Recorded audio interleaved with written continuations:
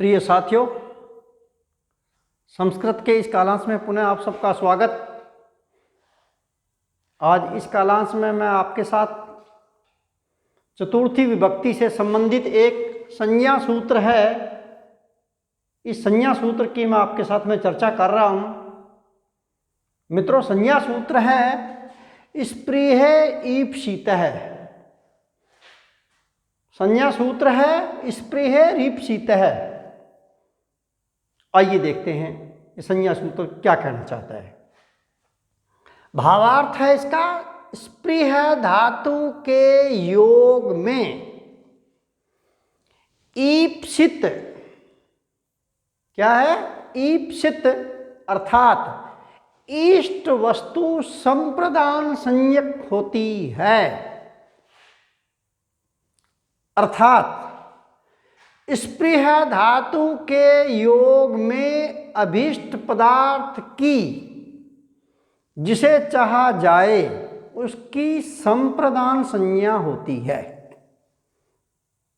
पुनः सुनिएगा, ये संज्ञा सूत्र है स्पृह ईप्सितः है और ये सूत्र कहना चाहता है कि वाक्य में स्पृह धातु का प्रयोग हो तो स्पृह धातु के योग में अभीष्ट पदार्थ की अर्थात ईप्सित की इष्ट वस्तु की संप्रदान संज्ञा होती है।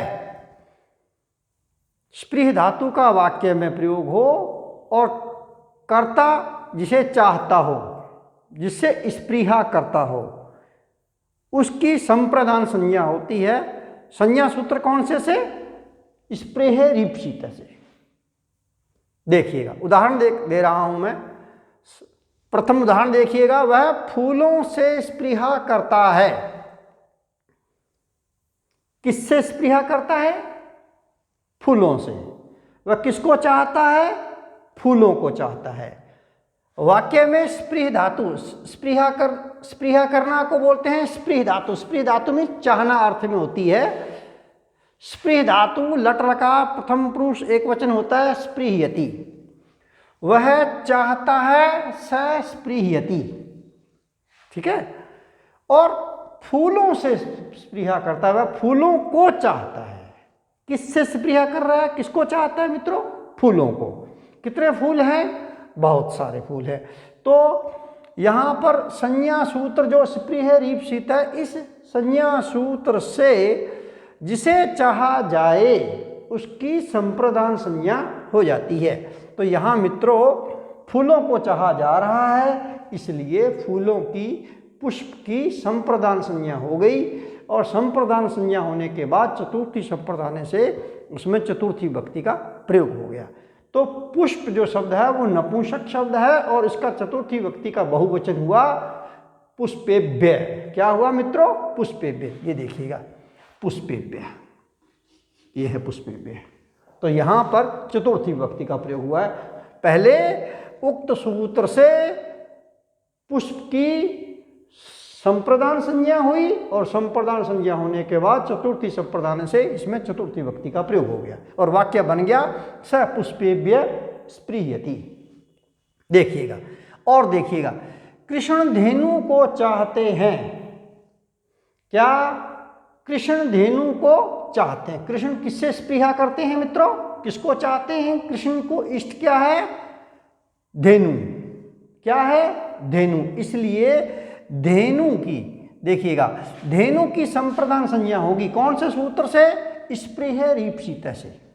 देखिएगा, कृष्ण स्पृहयति, स्पृह धातु लट लकार प्रथम पुरुष एक वचन चाहना अर्थ में है, वह स्पृहयति होता है। तो कृष्ण स्पृहयति। अब ये मित्रों धेनु को चाह रहे हैं, उनके लिए इष्ट ईप्सित क्या है? इष्ट वस्तु क्या है उनकी? अभीष्ट पदार्थ क्या है? धेनु।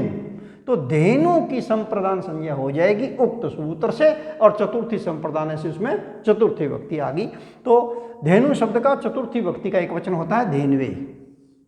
ये आ गया और वाक्य बन गया कृष्ण धेनवे स्पृहयति। एक और उदाहरण देखिएगा, माता शिशु से स्पृहा करती है। किससे मित्रों? शिशु से। किससे स्पृहा करती है? शिशु से। देखो, माता स्पृहयति, ठीक है, माता चाहती किसको? शिशु को। अब शिशु की संप्रदान संज्ञा होगी और कौन सूत्र से? स्पृह ईप्सित है, स्पृह ईप्सित है, क्योंकि वह उसके लिए इष्ट वस्तु है, उसके लिए ईप्सित है, उसके लिए अभीष्ट है। माता शिशु को चाहती है, माता शिशु को प्यार करती है, तो शिशु की संप्रदान संज्ञा होगी और फिर चतुर्थी संप्रदान से इसमें शिशु शब्द में चतुर्थी व्यक्ति का एक वचन, शिशु का चतुर्थी व्यक्ति का एक वचन होता है शिशवे। क्या होता है? शिशवे। शिशु शब्द पुल्लिंग है, तो गुरु की तरह गुरु का चतुर्थी व्यक्ति का एक वचन होता है गुरवे, तो शिशु का हो गया मित्रों शिशवे, और वाक्य बन गया माता शिशवे स्पृहयति। ठीक है, और देखिएगा, पिपीलिका मधु को चाहती है, चींटी है वह, मधुमक्खी जो है वह किसको चाहती है? पिपीलिका। किसको? मधु को चाहती है, स्पृहा करती है, तो पिपीलिका किसको? मधु को, तो मधु की संप्रदान संज्ञा होगी कौन सूत्र से? स्पृह ईप्सित से। तो मधु शब्द में चतुर्थी व्यक्ति का एक वचन होता है मधवे, शहद से, और वाक्य बन जाएगा पिपीलिका मधवे स्पृहयति।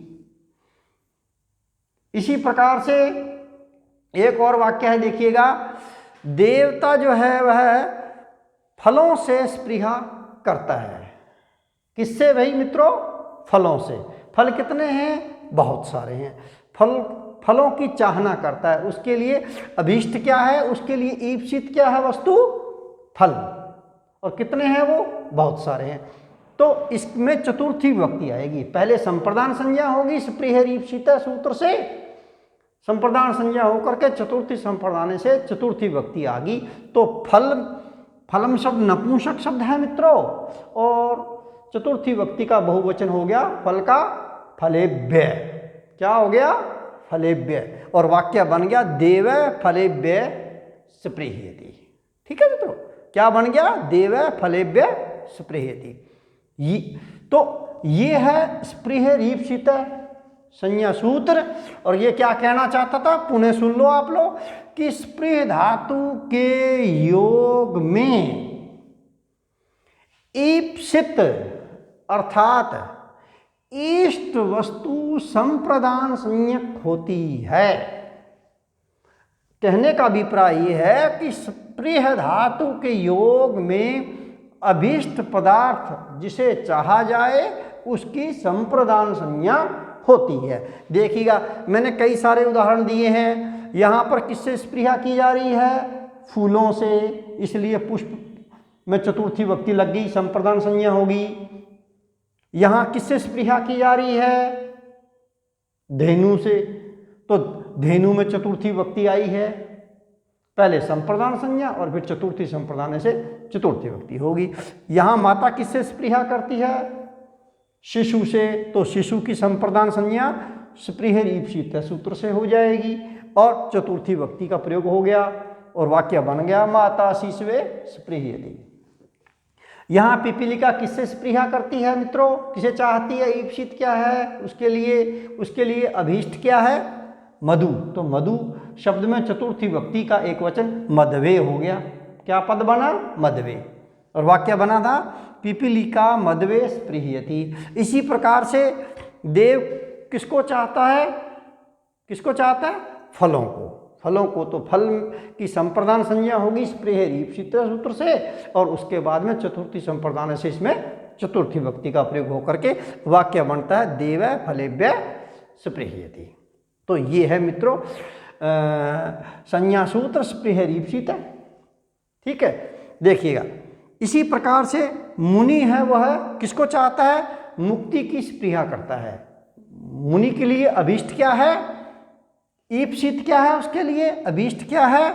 मुक्ति को प्राप्त करना। मुक्ति के लिए वह मुनि जो है स्पृहा करता है। तो मुक्ति की मित्रों संप्रदान संज्ञा होगी स्पृह ईप्सित सूत्र से, और उसके बाद में चतुर्थी संप्रदान से मुक्ति शब्द में चतुर्थी विभक्ति का प्रयोग होकर के मुक्तये क्या बनता है मित्रों?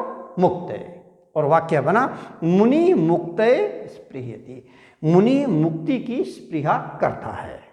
ठीक है, देखिएगा, हाँ, विशेष रूप से अभीष्ट होने पर, यदि विशेष रूप से अभीष्ट हो, ये तो है मित्रों ईप्सित, ये तो क्या है इष्ट वस्तु या अभीष्ट वस्तु। और विशेष रूप से अभीष्ट हो अर्थात ईप्सितमम हो, सबसे, जिसको सबसे अधिक चाहा जाए, जो सबसे अधिक अभीष्टतम हो, अभीष्टतम सबसे अधिक अभीष्ट हो, या जिसे सबसे अधिक चाहते हैं, ईप्सितमम जिसको बहुत ज़्यादा चाहते हैं, वो है ईप्सितमम। तो विशेष रूप से जो ईप्सितमम होता है मित्रों, उसकी तो आपको ध्यान होगा, जब द्वितीय विभक्ति मैंने करवाई थी वहाँ पर मैंने एक सूत्र बताया था आपको, कर्तुरीप्सितमम कर्म, कि कर्ता अपनी क्रिया के द्वारा जिसको सबसे अधिक चाहता है उसकी कर्म संज्ञा होती है। याद आ गया मित्रों आपको? सूत्र क्या है?